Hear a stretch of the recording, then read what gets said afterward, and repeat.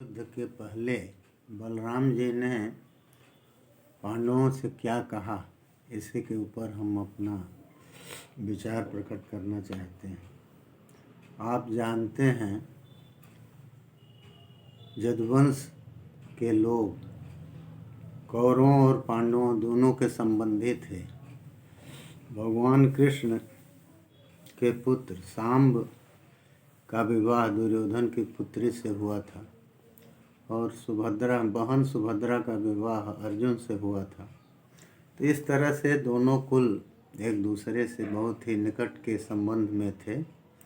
तो जब महाभारत युद्ध का निर्णय हो गया और भगवान कृष्ण एक और पांडवों का आश्रय ले लिए, पांडवों की ओर आ गए और उनकी सेना जो 1 अर्बुद लिखा है, 1 अरब की सेना वो चली गई दुर्योधन की ओर। तो उधर युद्ध का तो निश्चय हो चुका था। बलराम जी ने अंतिम बार सबसे मिलके और समझाने का प्रयास किया। वो उपप्लव्य आए जहाँ युधिष्ठिर का निवेश था और भगवान कृष्ण वहीं थे। दुर्योधन पितामह को अपना सेनापति नियुक्त कर चुका था। युधिष्ठिर ने भी अपनी सेना में धृष्टद्युम्न को सेनापति बनाया। अन्य लोगों को भी विभिन्न भाग जो कार्य के थे उनको सौंपा और धृष्टद्युम्न, धृष्टकेतु, शिखंडी जो कि पंचाल नरेश का पुत्र था और मगध देश के राजा सहदेव को इस तरह से उन्होंने अपने सेना निवेश में इन लोगों को विभिन्न जिम्मेदारियों का पद दिया और सबके ऊपर अर्जुन को युधिष्ठिर ने नियुक्त किया। कहा कि ये सबके सेनापतियों के भी पति होंगे। यही लिखा है, सेनापति पतिं चात्र गुडाकेशम धनंजय। गुडाकेश जो धनंजय हैं अर्जुन, उनको बनाया, लेकिन माने सभी सेनापतियों के ऊपर इनको जिम्मेदारी दिया। लेकिन अर्जुन के भी नेता के रूप में और उनके सारथी के रूप में उन्होंने भगवान श्री कृष्ण को नियुक्त किया।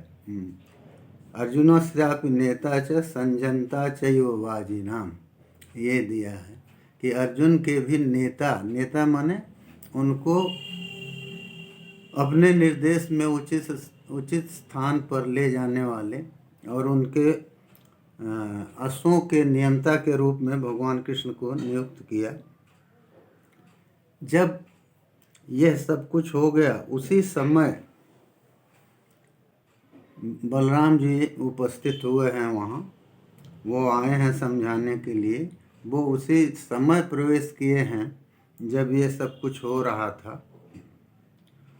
और जब वो प्रवेश किए हैं तो उस समय अक्रूर आदि उनके साथ थे और सब उनकी रक्षा में उनके साथ आए हुए थे।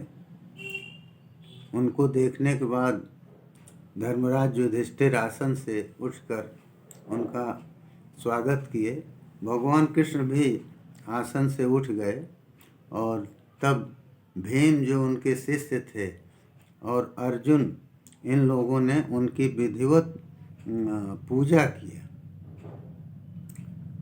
पूजा करने का दिया है कि युधिष्ठिर ने उनको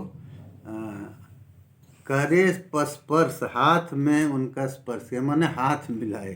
तो ये दे रहे हैं कि युधिष्ठिर ने उनसे हाथ मिलाया, हाथ मिला के स्वागत किया और फिर वो बैठे। सभी राजा जब बैठने लगे तो विराट और द्रुपद ये दोनों उम्र में श्रेष्ठ थे, वृद्ध थे। तो बलराम जी ने उन दोनों का अभिवादन किया और बैठ गए। उसके बाद उन्होंने कृष्ण की ओर देखते हुए जो कहा वो बहुत ही श्रोतव्य और ग्राह्य है। उन्होंने कहा कि देखो ये बहुत रौद्र युद्ध होगा, बड़ा भयंकर युद्ध होगा, और इसमें पुरुषों का क्षय होगा, मारे जाएंगे बहुत से लोग। यह हम समझ रहे हैं कि यह काल ऐसा आ गया है जो इस युद्ध का कोई भी इसको टालने में समर्थ नहीं होगा। ये युद्ध तो होगा, इसलिए हम आप लोगों को युद्ध से सम्यकतया उत्तीर्ण होकर के और सुहृद जनों के साथ जब आप विराजमान होंगे तो उस समय हम आप लोगों को देखना चाहते हैं, ये बलराम जी ने कहा। और ये कहा कि हम केवल इस रूप में ही नहीं, आप लोगों को अरोग माने कोई रोग न हो और आप अक्षत हों, शरीर का कोई भी अंग युद्ध में क्षति को न प्राप्त हुआ हो, उस रूप में हम देखना चाहते हैं। ये हमारी मत बुद्धि है। ये जरूर है कि ये संपूर्ण छत्रमंडल जो यहाँ इकट्ठा हुआ है, ये सब के सब काल पक्व हैं। तो मैं जैसे पके हुए फल पेड़ कुछ से गिर जाते हैं, उसी तरह से वो कह रहे हैं कि ये समस्त छत्रमंडल काल पक्व है, तो माने इसको गिरना ही है। और ये जो विमर्द होगा, युद्ध होगा, इसमें मांस और शोणित का कर्दम माने कीचड़ हो जाएगा। युद्ध भूमि में मांस और रक्त का कीचड़ होगा। मैंने वासुदेव श्री कृष्ण से बार बार एकांत में कहा कि ये दोनों हम लोगों के संबंधी हैं, तो हे मधुसूदन, तुम इन दोनों में समवृत्ति रखो, इनको बराबर समझो। लेकिन वो इसको नहीं माने। हमने उनसे कहा, पांडवा ही यथास्माकम तथा दुर्योधनो नृप, कहे कि जैसे हम लोगों के लिए पांडव हैं, उसी तरह से राजा दुर्योधन भी हमारे लिए समान है। तो उस तस्यापि क्रियताम साह्यम, उसकी भी सहायता तुम करो। और वो बार बार इसके लिए अनुरोध कर रहा है। लेकिन मधुसूदन ने हमारे इस वाक्य का आदर नहीं किया, इन्होंने इसको स्वीकार नहीं किया। तदर्थे युधिष्ठिर से कह रहे हैं, पांडवों की ओर इशारा करके कह रहे हैं कि आप लोगों के लिए हमारी इस बात को मधुसूदन नहीं माने। तो जब हमने देखा कि श्री कृष्ण सभी प्रकार से हर तरह से अर्जुन की ओर झुके हुए हैं, अर्जुन को ही हर हालत में विजय दिलाना चाहते हैं, तो हमने ये समझ लिया कि पांडवों का जय, पांडवों की जीत और दुर्योधन का पराभव निश्चित है। क्योंकि इस तरह का अभिनिवेश है मधुसूदन का पांडवों के प्रति। तो वो कहते हैं कि जब इस तरह का अभिनिवेश वासुदेव का हो, तो फिर उसके बाद पांडवों की विजय को कोई रोक नहीं सकता। लेकिन परिस्थिति ये है कि बलराम जी कहते हैं कि मैं कृष्ण के बिना इस लोक को देख नहीं सकता कहीं भी। माने जहाँ भी हम रहेंगे, कृष्ण हमारे साथ होंगे, हम उनके बिना, उनसे अलग रह के इस लोक को नहीं देख सकते। तो मैं यद्यपि समबुद्धि रहना चाहता था, दोनों कुलों में बराबर की बुद्धि रख करके दोनों की बराबर सहायता की बुद्धि रखता था, उनको उसी दृष्टि से देखना चाहता था। लेकिन जब वासुदेव की ये बुद्धि हमारी समझ में आई, तो मैं भी उनकी बुद्धि के अनुसार ही अनुवर्तन करना चाहता हूँ। वो जो चाहते हैं उसी के अनुसार मैं चलना चाहता हूँ। यद्यपि ये दोनों ही हमारे शिष्य हैं, दुर्योधन और भीम। ये दोनों गदा युद्ध में बहुत ही निपुण हैं। और उसके कारण मैं दोनों के ऊपर बराबर स्नेह करता हूँ। भीम और दुर्योधन दोनों के ऊपर बराबर स्नेह करता हूँ। तो मेरे लिए ये संभव नहीं है कि मैं किसी तरह से एक के पक्ष में जा सकूं, और एक के पक्ष में जाने का रास्ता तो पहले ही बंद हो चुका है, क्योंकि भगवान कृष्ण तो आ चुके हैं पांडवों की ओर। उन्होंने पहले ही कहा था, दुर्योधन और कृष्ण जब वहाँ गए थे तो उन्होंने कहा था कि एक ओर मैं निशस्त्र रहूँगा और एक ओर हमारी सेना रहेगी, तो दोनों में जो लेना हो ले लो, लेकिन पक्ष चुनने का अवसर, सेना अथवा कृष्ण को चुनने का अवसर पहले अर्जुन को मिला। यद्यपि दुर्योधन पहले से पहुँचे हुए थे, लेकिन वो सिर की ओर भगवान के बैठे थे और भगवान शयन कर रहे थे। अर्जुन बाद में पहुँचे, लेकिन वो चरण की ओर बैठे हुए थे और हाथ जोड़ के बैठे हुए थे। भगवान की जैसे नींद खुली तो आँख खुलते ही उनकी दृष्टि अर्जुन के ऊपर पड़ी।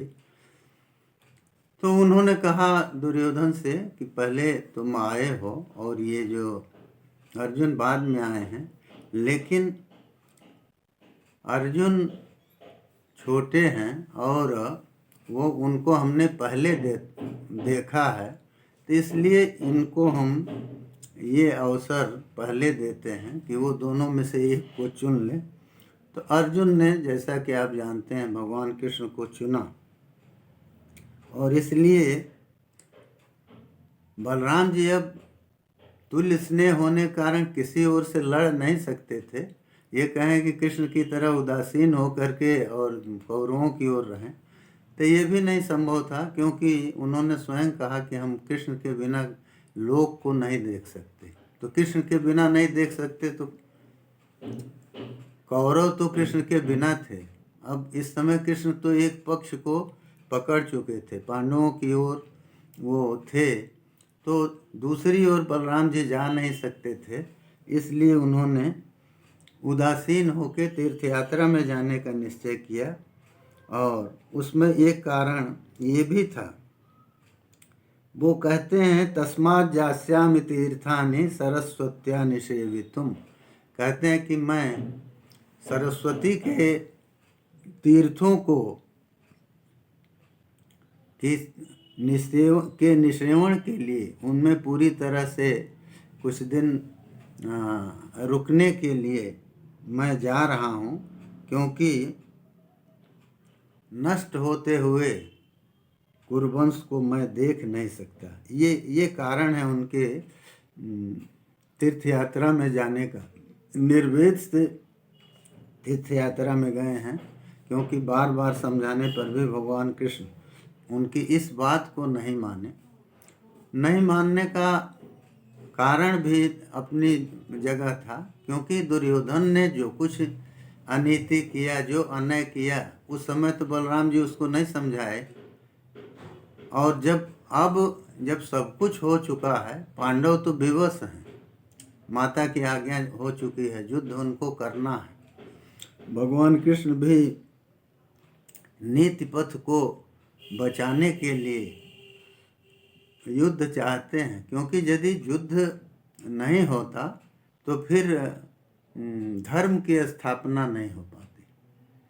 इसीलिए भगवान कृष्ण युद्ध चाहते हैं। और आप जानते हैं, दुर्योधन का सबसे बड़ा हितैषी कर्ण भी युद्ध चाहता था। वो जानता था कि युद्ध में युधिष्ठिर की विजय होगी, और इसीलिए उसने युद्ध के पूर्व भगवान कृष्ण से कहा था कि आप इस तथ्य को कि मैं कुंती का पुत्र हूँ अभी युधिष्ठिर को मत बतलाइएगा, नहीं वो जान जाएंगे तो मुकुट हमारे चरणों में रख देंगे और मैं उसे उठाकर दुर्योधन के सिर पर रख दूंगा, और इस तरह से बिना युद्ध के दुर्योधन संपूर्ण राज्य पा जाएगा।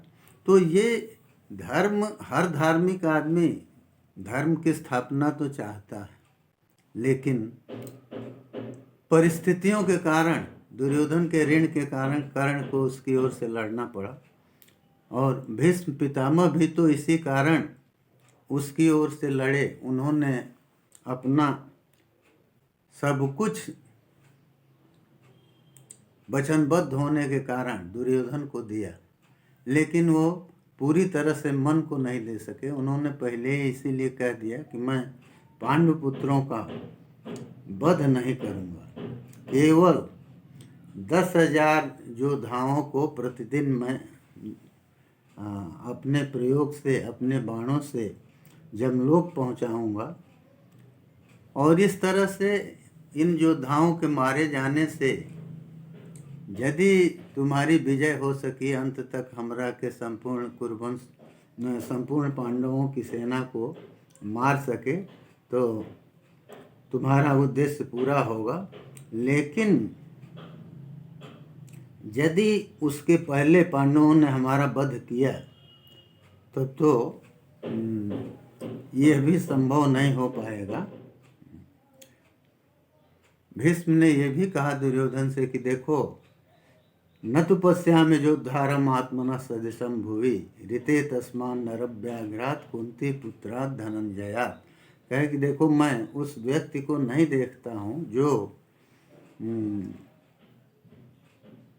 हमसे लड़ सके, केवल अर्जुन है जो हमसे लड़ सकता है, क्योंकि वो अनेक दिव्यास्त्रों को जानता है।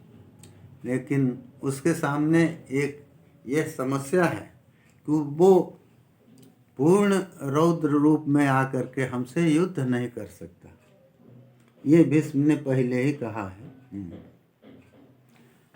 यह भी कहा है कि यद्यपि मैं एक क्षण में संपूर्ण पृथ्वी को मनुष्यों से हीन करने में समर्थ हूँ, फिर भी मैं कुंती के पुत्रों का वध नहीं कर सकता। तो इसलिए वो कहते हैं कि देखो, हम पांडवों का वध तो नहीं करेंगे, लेकिन उनके 10,000 सैनिकों का, योद्धाओं का प्रतिदिन वध करेंगे। लेकिन यदि उन्होंने हमको इस बीच में हमको मार दिया, ये पहले ही उन्होंने कहा भी है, तो तब तो फिर ये तुम्हारा मनोरथ पूर्ण नहीं होगा, क्योंकि हम संपूर्ण सैनिकों का वध नहीं कर पाएंगे। एक काम उन्होंने ये भी कहा कि देखो, मैं सबसे पहले तुम्हारा सेनापति हो सकता हूँ। तुम ये चाहो कि पहले किसी को सेनापति बना दो, उसके बाद हम उसके न रहने पर सेनापति बने, तो ये संभव नहीं है। इसलिए या तो कर्ण को पहले सेनापति बना दो, वो युद्ध करे, क्योंकि वो हमसे सदा स्पर्धा रखता है। लेकिन कर्ण को पहले सेनापति बनाते हो तो उसके बाद हम सेनापति के रूप में युद्ध नहीं करेंगे। और आप जानते हैं, भीष्म के यह कहने पर कर्ण ने भी ये कहा है कि हम भीष्म के रहते, जीवित रहते युद्ध नहीं करेंगे, और भीष्म के मारे जाने पर गांडीवधारी अर्जुन के साथ युद्ध करेंगे। तो इस तरह से ये स्थिति उत्पन्न होने पर दुर्योधन ने भीष्म को अपना सेनापति बनाया है। तो ये इसकी चर्चा हम इसलिए किए कि अब वो युद्ध के पूर्व तो सेनापति का मनोनयन निश्चित है, उसको तो करना पड़ेगा। तो इसलिए युधिष्ठिर भी अपनी सेना में सेनापति का वो किए, लेकिन सब लोग 7 लोगों के ऊपर सेना के नियंत्रण का भार उन्होंने दिया है। सब में ऊपर धृष्टद्युम्न को सेनापति बनाया, और सेनापतियों का भी सेनापति उन्होंने अर्जुन को बनाया। लेकिन अर्जुन का भी नियंता, केवल अर्जुन के अश्वों के ही नियंता नहीं कृष्ण को बनाया, अर्जुन का सारथी ही नहीं बनाया, अर्जुन का नेता भी उनको बनाया। कहा कि ये अर्जुन का भी नयन करेंगे, अर्जुन को भी निर्देश देंगे। तो इस तरह से ये सब कुछ युद्ध के पूर्व करना तो निश्चित था, लेकिन बलराम जी ने अंतिम प्रयास अपना किया है, वो आके और भगवान कृष्ण से तो पहले कई बार कह चुके थे लेकिन वो माने नहीं। तब अंतिम बार उन्होंने तीर्थ यात्रा में जाने से पहले सभी पांडवों के जो वीर थे, जो राजा थे, सबके सामने उन्होंने आके अपने मत को कहा और सबके सामने ये भी कहा कि हमने बहुत बार कहा लेकिन वासुदेव हमारी बात नहीं माने। ये कहा है स्पष्ट रूप से। इस तरह से मुखर रूप में वो जल्दी कृष्ण ने हमारी बात नहीं माना ये कहते नहीं, लेकिन यहाँ स्पष्ट उल्लेख है कि उन्होंने इसको कहा। तो वो दुखी थे और इसीलिए अब प्रतिपक्ष में जा नहीं सकते थे, तो उन्होंने तीर्थ यात्रा का सहारा लिया।